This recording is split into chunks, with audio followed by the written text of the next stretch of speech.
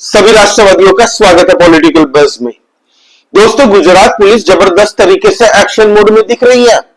आपको बता दूं कि आई लव मोहम्मद नाम के प्रोटेस्ट जो गुजरात के अंदर में अचानक से हिंदुओं के त्योहार नवरात्रा के वक्त में शुरू हुआ था और पत्थरबाजी की थी। एक मुस्लिम समुदाय के कुछ लोगों ने पत्थरबाजी की थी, हिंदुओं की दुकानें जला दी थी और उनके जितने भी व्हीकल्स थे, गाड़ियां और बाइक्स, उसको भी तहस नहस कर दिया था। उन आरोपियों की अवैध जितनी भी प्रॉपर्टियां हैं उनको ध्वस्त किया जा रहा है। एक ही दिन के अंदर में 186 प्रॉपर्टियों को पूरी तरह से समतल कर दिया है गुजरात पुलिस ने। पूरा मामला क्या है दोस्तों, इसको हम जानते हैं, तो प्लीज आप लाइक कर दीजिए इस वीडियो को और please subscribe to this channel. दोस्तों, गांधीनगर के अंदर एक तहसील आती है दहगाम। उस दहगाम तहसील के अंदर में भी एक गांव है बहियाल गांव।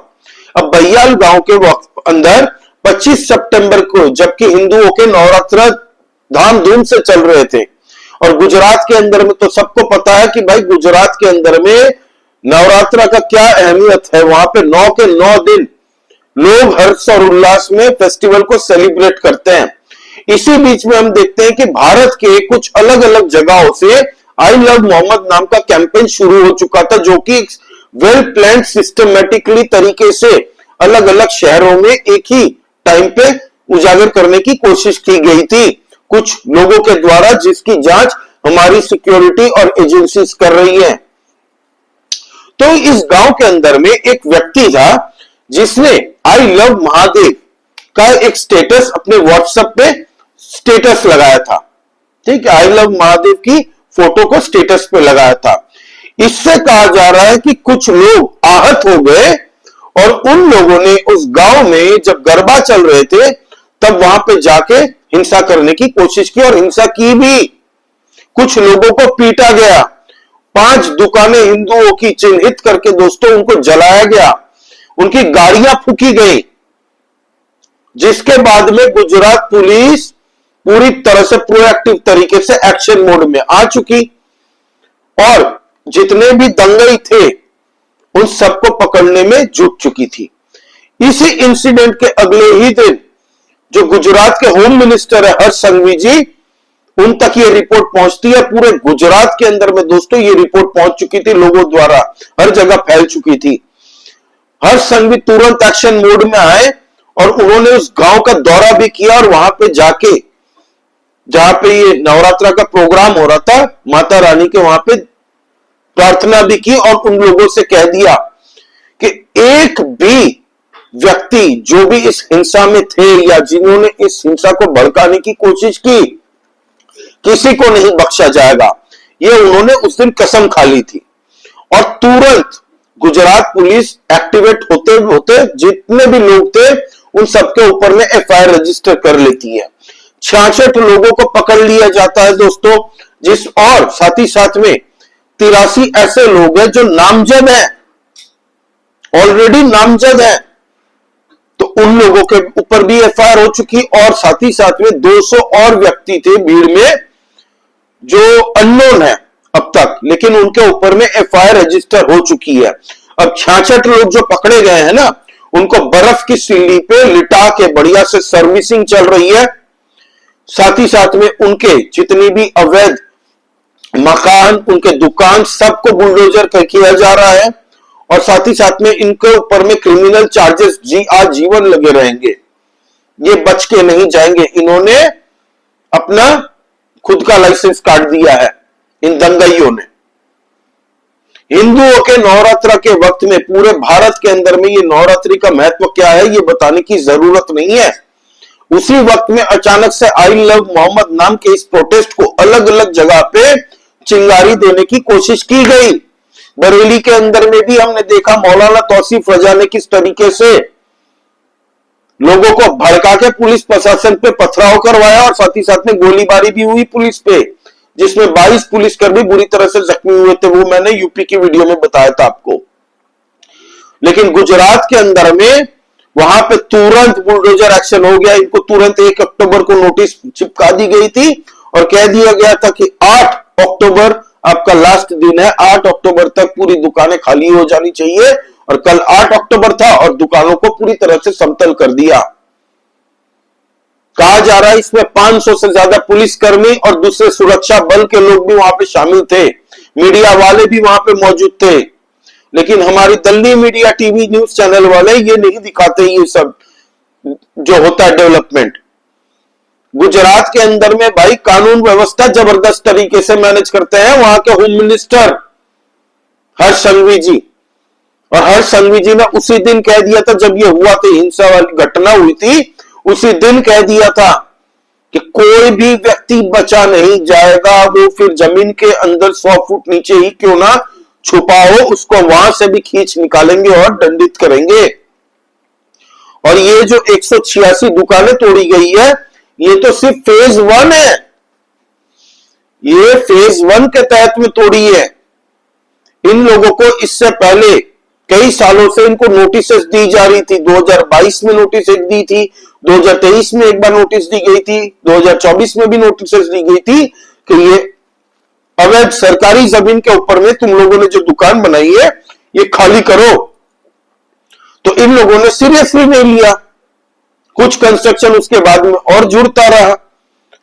फिर फाइनली जब ये इंसिडेंट होता है तब गुजरात गवर्नमेंट ने कहा नहीं, तोड़ो सबको, कोई भी बीच में आता है उनको भी लो और तोड़ दो, जो यही होना चाहिए था।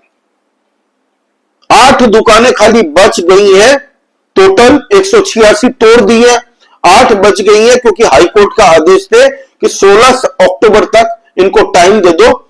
16 अक्टूबर के बाद में,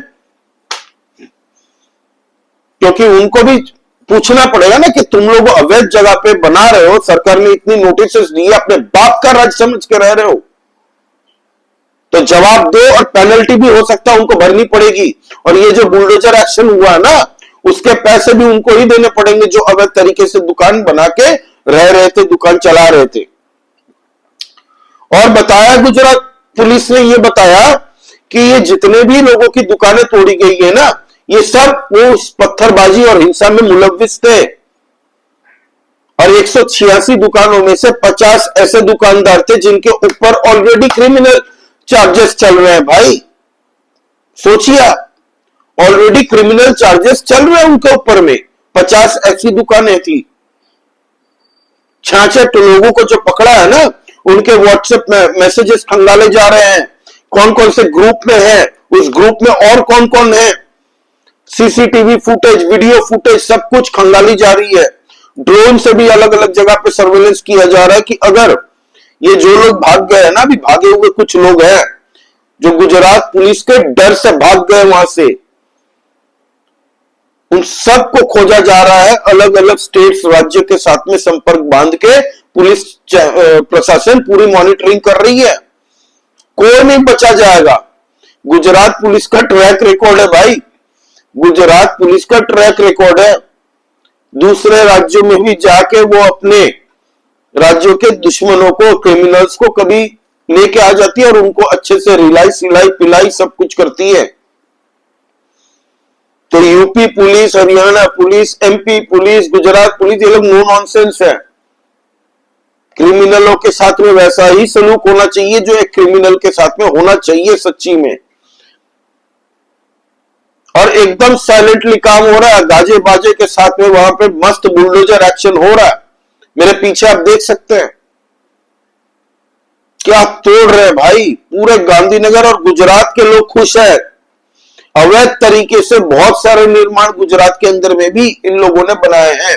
आपको याद है कुछ टाइम पहले गुजरात गवर्नमेंट ने चंडोला तालाब जो था ना, 8,500 मकानों को तोड़ दिया था। सब के सब अवैध तरीके से वहां पे ड्रग रैकेट चलता था, सेक्स रैकेट चलता था, और साथ ही साथ में वहां पे दोस्तों 4 अलकायदा के आतंकी भी उसी एरिया से पकड़े गए थे, चंडोला तालाब के पास में से। ये हर्ष संघवी जी ने कहा था उस वक्त में। और जितने भी अवैध बांग्लादेशी थे उन सबको धर दबोचा, उनके डॉक्यूमेंटेशन लिए, कहां से आए हैं। तो आधे से ज्यादा के पास में तो पश्चिम बंगाल के वोटर कार्ड, आधार कार्ड निकले थे। तो ये है गुजरात पुलिस। गुजरात पुलिस भाई एक्शन तो जबरदस्त तरीके से करती है, ये हम सबको पता है। हमने देखा है पास में कितने सारे ऐसी घटनाएं हैं जहां गुजरात पुलिस के इंटेलिजेंस ने, एटीएस ने, सब ने मिलके अलग अलग केसेस को शांत किया है। बड़े बड़े माफिया डॉनों को भी गायब किया है पूरे गुजरात से। तो गुजरात की एक लेगेसी रही है पहले से, जो माफिया डॉन हुआ करते थे पूरे गुजरात के अंदर में, उन सबको गुजरात पुलिस ने निपटा दिया। गुजरात की गवर्नमेंट बीजेपी के ये भूल जाते हैं, ये क्रिमिनल्स दंगा करने से पहले ये लोग अपने कुछ भड़काने वाले जो मौलाना होते हैं, मौलाना तौकीर रजा जैसे लोग जो इनको भड़काते हैं और उकसा के बोलते हैं जाओ हिंसा करके आओ, और फिर इनके ऊपर आजीवन केसेस चलेंगे, इनको बर्फ की सिल्ली पे लिटा के बढ़िया से सर्विसिंग करेगी, वैक्सीन दी जाएगी, थोड़ा चमत्कार दिखाया जाएगा, इनके घर के ऊपर में, इनके दुकानों के ऊपर में बुलडोजर एक्शन भी चलेंगे। कहां बच के जाएंगे? कोई नहीं बचेगा। गुजरात पुलिस एकदम फुल मोड में है भाई, एकदम शांति से रहो, अपने अपने त्योहारों को बढ़िया से मनाओ। जहां पे क्रिमिनल कोई दिख गए क्राइम करते हुए तो गुजरात पुलिस एक्शन लेगी, ये क्लियर कट मैसेज है। फिर वो चाहे कोई भी हो, कोई भी हो, बड़े से बड़ा पॉलिटिशियन ही क्यों ना हो, किसी भी पार्टी से क्यों ना हो टच रखता हो, कोई भी समुदाय का ही क्यों ना हो, एक्शन तो होगा उनके ऊपर में। अब दोस्तों 66 जन को जो पकड़ा है ना, उनसे पूछताछ सब कुछ हो रहा है पैरेलली। अब ये फेज 2 कब स्टार्ट होगा वो हम देखेंगे, क्योंकि वो फेज 2 जो है उसको भी चिन्हित किया जा रहा है। अभी नोटिस सर्व की जा रही है, नोटिस पीरियड जब खत्म होगा तब हमें फेज 2 देखने को मिलेगा। जैसे बरेली के अंदर में ऑलरेडी नोटिस पीरियड चल रहा है, नोटिस पीरियड खत्म होते ही बाबा योगी आदित्यनाथ जी वहां पे भी बुलडोजर चलवा देंगे, मौलाना तौकीर रजा की जैसे जितनी भी अवैध दुकानें थी, मैरिज हॉल तो तोड़ दिया। तो ये है जलवा, और शासन ऐसा ही होना चाहिए। किसी के बाप की संपत्ति समझ के, सरकारी संपत्ति हो या किसी और इंडिविजुअल की जमीन हो कब्जाई हुई, तो ऐसा थोड़ी चलेगा। लॉ एंड ऑर्डर मतलब लॉ एंड ऑर्डर से ही सब कुछ चलेगा भाई। और ये गुजरात ने दिखा दिया है, गुजरात पुलिस ने और गुजरात सरकार की इंटेंशन भी इससे दिखती है। तो गुजरात पुलिस ने बढ़िया काम किया है, कुडोस टू हर्ष संघवी जी, बहुत बढ़िया काम किया बतौर होम मिनिस्टर आपने, और Gujarat police good job, thank you very much for your service. आपका इस बारे में क्या कहना है दोस्तों? प्लीज आप सब्सक्राइब करिए इस चैनल को, लाइक कीजिए इस वीडियो को, और प्लीज कमेंट करके बताइए आपका इस बारे में क्या कहना है। जय श्री राम, सभी सनातनी और राष्ट्रवादी भाइयों को जय हिंद, वंदे मातरम।